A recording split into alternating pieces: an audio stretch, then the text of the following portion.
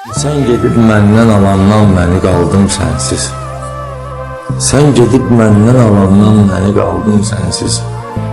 Gəlmədim gözləri yollarda uzaqdım sənsiz. Bir qərib şam ışığı, bir həzin izran otağı.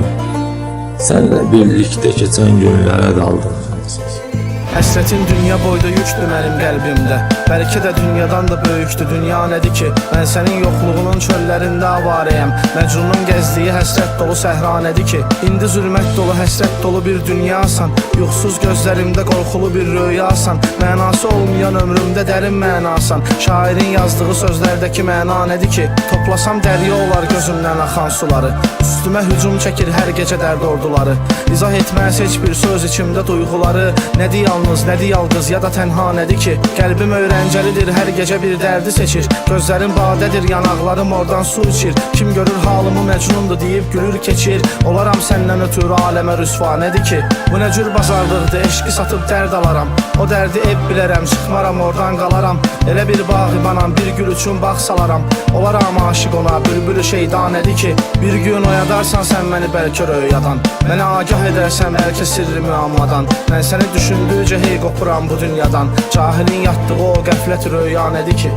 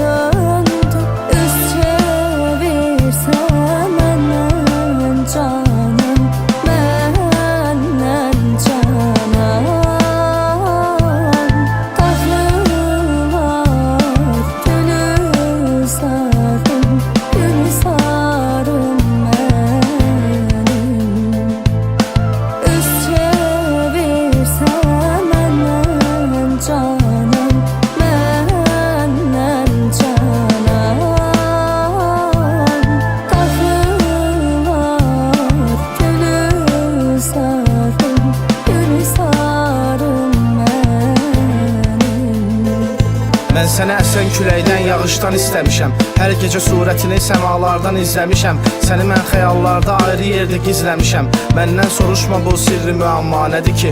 Bədənim düşüb aldan, ruhumun da hali yaman. Ayrılıq həsrəti gün görməyə vermir ki aman. Dəyişmərəm gözünün gözəlliyini mən heç zaman. Gəlsin yanıma min gözləri şəhla nədir ki? Gün keçir, güneş batır, yavaş yavaş məğrib olur. O zamandan bəri aşiq kədərə mənsub olur. Həsrət qılınc çəkir, sevgi ölür, məğlub olur. Gəl izlə amma soruşma bu təmaşa nədir ki? Hər duam sənlə bağlı, əllərim ancaq yuxarı. Bəzən də ərşə çatır yanan qəlbimin buxarı. Məşuq da yanında yox, aşiqin nədir çıxarı? Eşq üçün canım verir, burada təmənna nədir ki? Dərdə məhkum etmisən, dərdi mənlə bölməmisən. Nə də mən dərdi nə cür çəkmişəm heç bilməmisən. Sən mənim gözdən axan yaşlarımı görməmisən. Görsən deyəcəksən dalğalı dərya nədir ki? Həsrətin dünya boyda yüktür mənim qəlbimdə. Bəlkə də dünyadan da böyükdür dünya nədir ki? Mən sənin yoxluğunun çöllərində avarəyəm. Məcnunun gəzdiyi həsrət dolu səhra nədir ki?